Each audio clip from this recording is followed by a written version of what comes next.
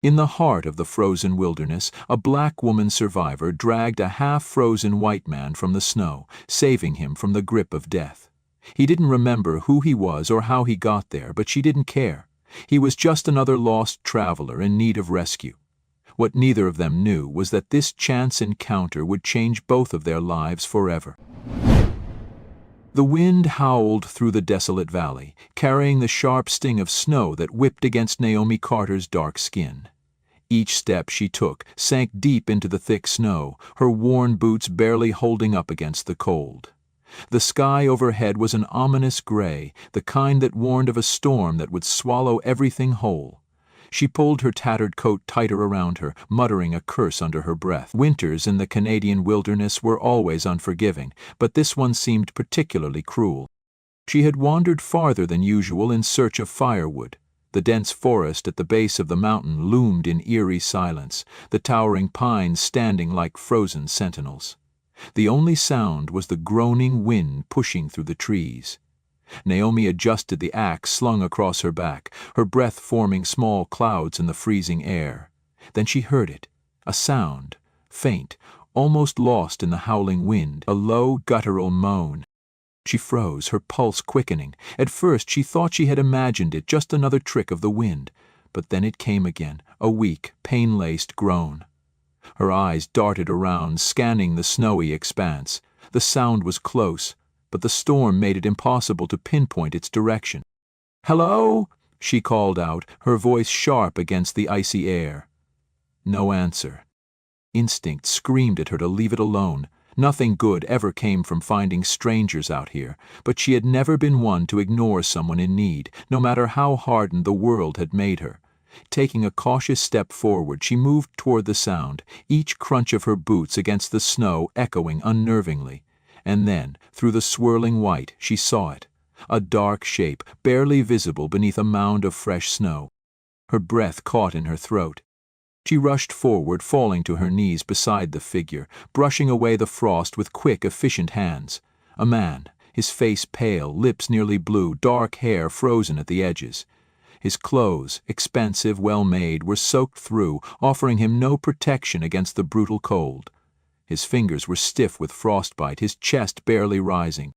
"Hey, can you hear me?" Naomi shook his shoulder, but he barely reacted. "Wake up!" A weak groan escaped his lips. His fingers twitched slightly, as if fighting against the cold's deadly grip. "You need to wake up," she said firmly, leaning closer. "If you stay out here, you're dead." His lips parted slightly, and for a moment she thought he would speak, but only a hoarse whisper came out. "Help." Naomi clenched her jaw, quickly assessing the situation. His leg twisted at an unnatural angle. Blood stained the snow beneath him. A broken leg in this weather? He wouldn't last much longer. Cursing under her breath, she grabbed his arm and tried to pull him up. He was heavier than he looked, dead weight against the snow. "Come on," she gritted, shifting his arm over her shoulder. "I ain't about to let you die out here." Every step was a battle. The deep snow fought against her. The wind cut through her coat like a blade, but she refused to stop. The man groaned in pain as she dragged him forward, his head lolling against her shoulder. He was slipping, falling deeper into unconsciousness. Naomi didn't care who he was or how he ended up here. All that mattered now was getting him home before the cold claimed him forever. Naomi burst through the cabin door, half dragging, half carrying the nearly lifeless man inside. The warmth hit her like a wall, thick and suffocating compared to the brutal cold outside, but she didn't stop. With a final, exhausted heave, she lowered him onto the worn-out couch near the fireplace, her muscles screaming in protest.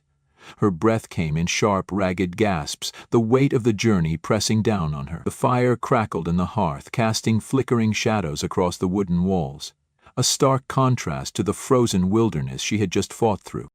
She didn't have time to rest. Moving quickly, she grabbed a thick blanket from the trunk at the foot of the bed and wrapped it around the man's trembling frame. His skin was ice cold, his fingers stiff, his breath shallow. Hypothermia had its claws in him, and if she didn't act fast, it would drag him under. The door creaked open, and Naomi didn't have to look up to know who it was. The sharp scent of pine and smoke clung to the woman's heavy furs as she stepped inside. "So this is the stray you dragged in from the snow?" Agnes Carter said, her voice lined with both curiosity and disapproval. Naomi didn't answer immediately. She was too busy kneeling beside the man, pulling off his soaked gloves, wincing at the sight of his frostbitten fingertips. She reached for the kettle hanging over the fire, poured warm water into a small tin bowl, and carefully pressed a cloth against his frozen hands. He stirred slightly, a faint groan slipping from his lips, but his eyes remained closed. "His leg's busted," Naomi muttered, finally looking up, "and he's half frozen." Agnes narrowed her sharp, dark eyes at the man, her lined face unreadable. "You don't know him. You don't know what kind of trouble he brings." Naomi exhaled sharply, rubbing warmth into the man's stiff fingers. "I know he was dying out there. That ain't the same as saying he should be here." Agnes stepped closer, her gaze sweeping over the man with something between suspicion and resignation. "He don't belong in these parts, Naomi. Look at him, clothes like that. Ain't no lumberjack, ain't no hunter. Ain't nobody round here missing a man like this." Naomi knew exactly what her grandmother was implying. A white man, wearing expensive clothes, left for dead in the middle of a snowstorm. No one out here would claim him because no one like him belonged here. She had spent her whole damn life knowing exactly what people like him thought of people like her. But right now he wasn't some rich outsider. He was a half-dead man in her home, and she wasn't about to let him die under her roof. "In stays," Naomi said firmly, wringing out the cloth and pressing it against his frostbitten face. "At least until he ain't knocking on death's door." Agnes let out a slow, tired sigh. "You got a soft heart, girl." Naomi didn't answer. She just kept working, hands steady, mind focused. She cut away the torn fabric of his pant leg, her stomach twisting at the sight of the deep gash running along his shin. It was bad. Angry, swollen, the edges raw with infection waiting to set in. If it festered, he wouldn't last long. She worked quickly, cleaning the wound with warm water and an herbal salve she had learned to make from Agnes years ago. The man groaned in pain, his fingers twitching weakly against the blanket. He was fighting, at least. That was a good sign. Hours passed. Naomi sat in the wooden chair across from the couch, watching him carefully. His breathing had steadied, his face no longer ghostly pale. The firelight flickered over his sharp features, casting deep shadows across his jawline, his furrowed brow. He didn't look like a local. Too refined, too untouched by a life of hard labor. She wondered briefly what had brought him here. Then, as if pulled from the depths of some restless dream, the man stirred. His brow creased, his breath hitched, and his eyelids fluttered open. Gray eyes, stormy and unfocused, darted around the cabin in confusion. "You're awake," Naomi said, standing and stepping closer. The man blinked, struggling to sit up. A grimace of pain crossed his face, and he clutched at his bandaged leg. "Where?" His voice was hoarse, barely more than a whisper. He swallowed hard, his throat dry, then tried again. "Where am I?" "My cabin," Naomi answered, arms crossed. "You were half dead in the snow. I found you." He groaned, rubbing a hand over his face. I don't remember." Naomi narrowed her eyes. "You don't remember how you ended up bleeding out in the middle of nowhere?" The man's gaze flickered toward the fire, his jaw tightening. After a long moment he muttered, "No, it's all just a blur." Naomi studied him carefully. He didn't seem to be lying. But that didn't mean she trusted him. "Got a name?" she asked. A pause, a flicker of uncertainty in his eyes. Then, finally, "Daniel." His voice was rough, uncertain. "Daniel Whitmore." Something about the name stirred at the edge of her mind, but she couldn't place it. Didn't matter. "Well, Danielle Whitmore," Naomi said, crossing her arms tighter. "You got real lucky I found you when I did." Daniel exhaled, shaking his head. "Yeah, lucky." But Naomi didn't miss the way his expression darkened, like somewhere, deep down, he knew. Luck had nothing to do with it.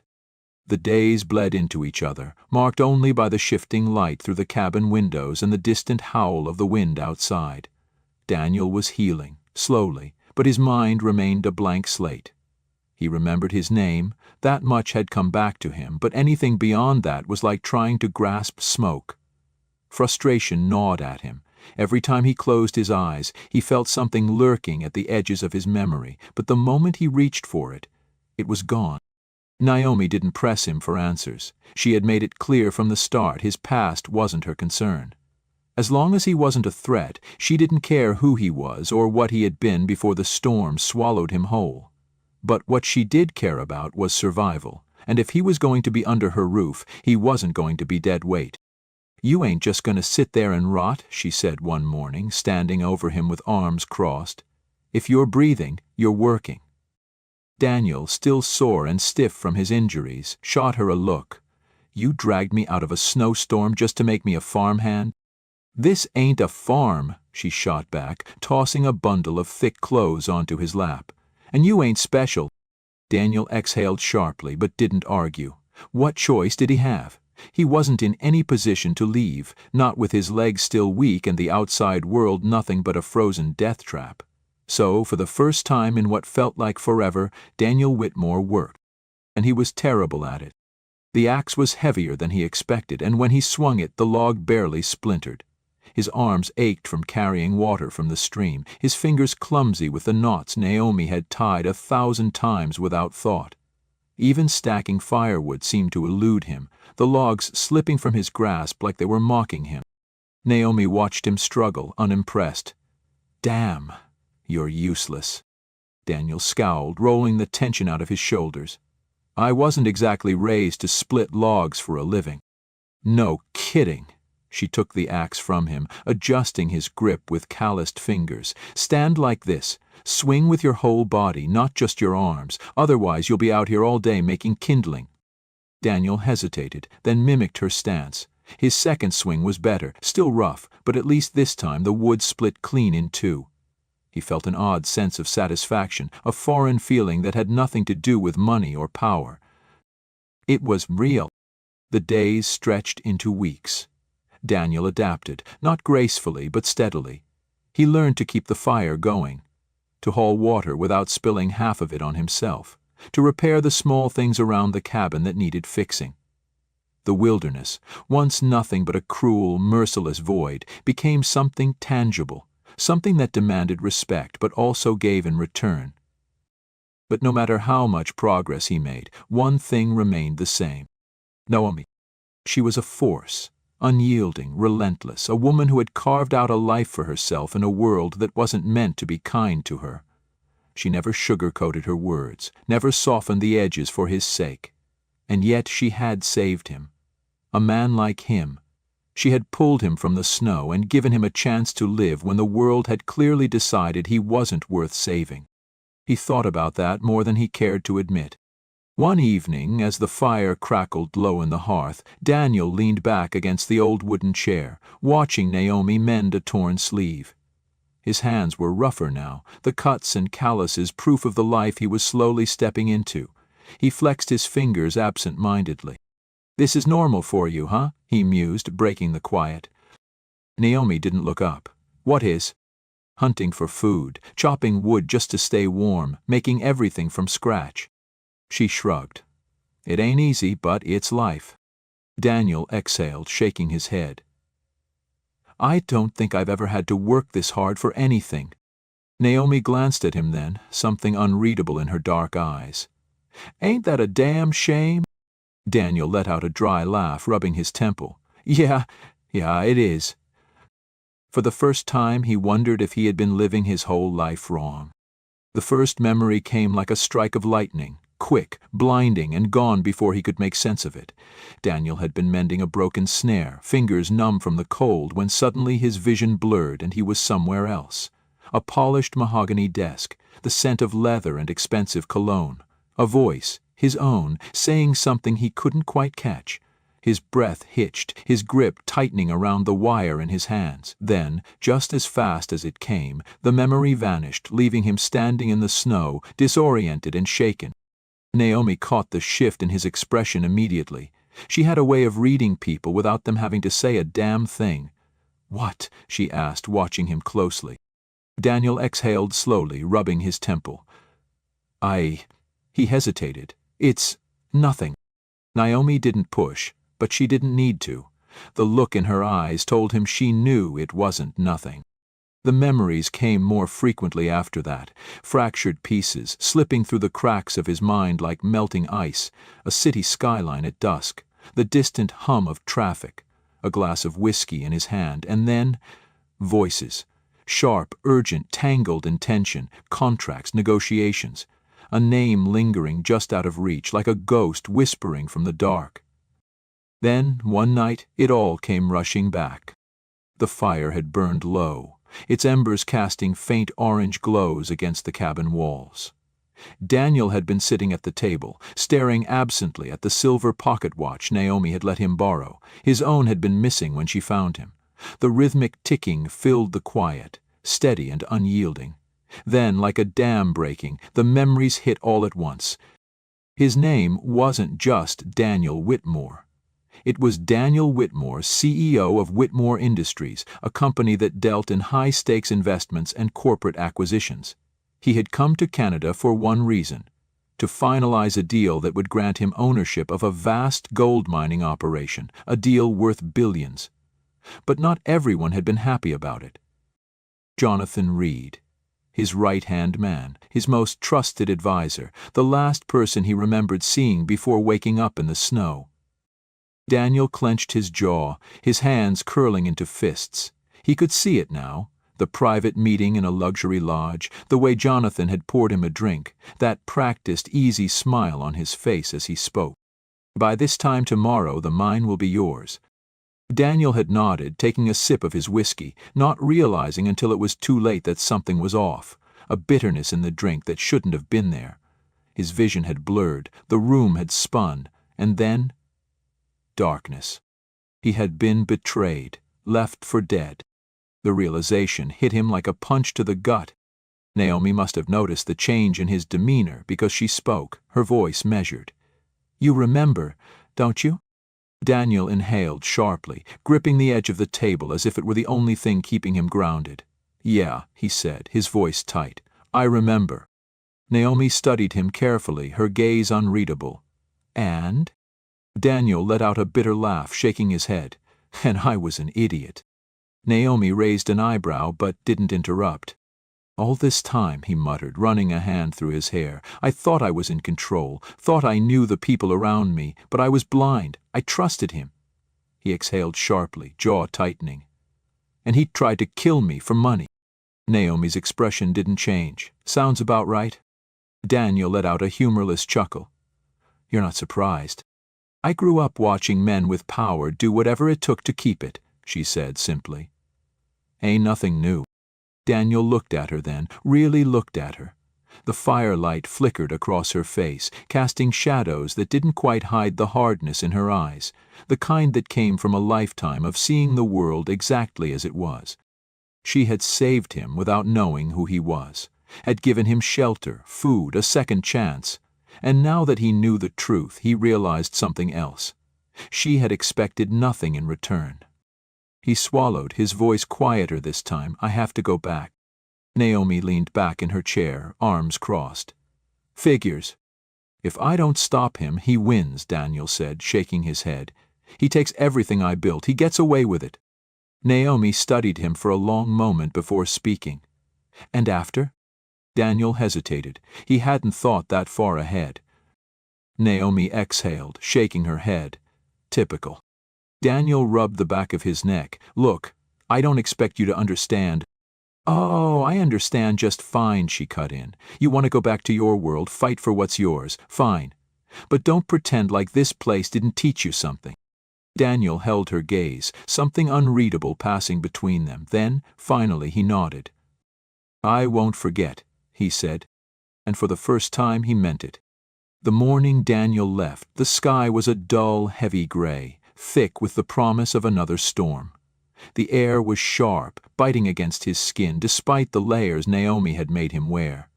The sled dogs, restless and eager, pawed at the snow, their breath coming in sharp, visible bursts. His legs still ached, the injury not fully healed, but he could move. He could ride. And that was all that mattered. Naomi stood near the cabin, arms crossed, her face unreadable. Agnes stood beside her, wrapped in thick furs, watching him with the same hard expression she always had. Neither of them spoke right away. Daniel adjusted the straps on the sled, double-checked the supplies Naomi had packed for him. Food, water, spare furs, everything he'd need for the long journey back. He exhaled, steadying himself, then turned to face her. "You sure you're ready for this, city boy?" Naomi's voice was flat, but there was something beneath it, something she wasn't saying. Daniel smirked, but the usual arrogance wasn't there. "Pretty sure I don't have a choice." Naomi held his gaze for a long moment, then nodded, just once. Agnes shifted, her sharp eyes locking onto him. "Be careful out there, boy. The world ain't as forgiving as this place." Daniel let out a breath, glancing back at the cabin, the place that had kept him alive, the place that had changed him in ways he hadn't even begun to understand yet. "I know." For a moment there was only silence. Then, slowly, Daniel reached into his coat pocket, fingers curling around something small and cold. He stepped forward and pressed it into Naomi's hand. She frowned, looking down. A silver compass worn with age, its surface scratched and weathered. "My grandfather's," Daniel said quietly. "He used to say it'd always point him home." Naomi's fingers tightened around the metal. She looked up, studying him with the same careful intensity she always did. "And where's home for you?"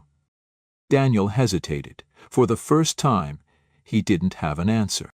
A gust of wind tore through the trees, sending loose snow swirling between them. Naomi exhaled, shook her head, then slipped the compass into her pocket. "You better figure it out," she said. Daniel nodded, swallowing the lump in his throat. Then, without another word, he climbed onto the sled. With a sharp command, the dogs lurched forward, kicking up a flurry of white. The sled cut through the snow, fast and relentless, pulling him away from the cabin, from the trees, from the only place that had ever stripped him down to nothing and built him back up again. Naomi stood there, watching until he disappeared into the white horizon, and for the first time in a long, long time, she felt something unfamiliar. The city was just as Daniel had left it, cold in a different way, a steel and glass jungle where power dictated survival. He stepped off the private plane, the hum of the engines still ringing in his ears, but something in him had shifted. The man who had left New York months ago wasn't the same man who had returned. He walked through the airport, his reflection catching in the towering windows, and for the first time, he barely recognized himself. Mark Stevenson had been expecting a dead man. When Daniel walked through the doors of Whitmore Industries, the look on Mark's face was worth every mile of the frozen wilderness he had crawled out of. The boardroom had been prepared for a meeting, papers laid out, contracts waiting for a signature. Mark had moved fast, securing his grip on the company while Daniel was presumed lost. Too bad for him, Daniel Whitmore wasn't that easy to kill.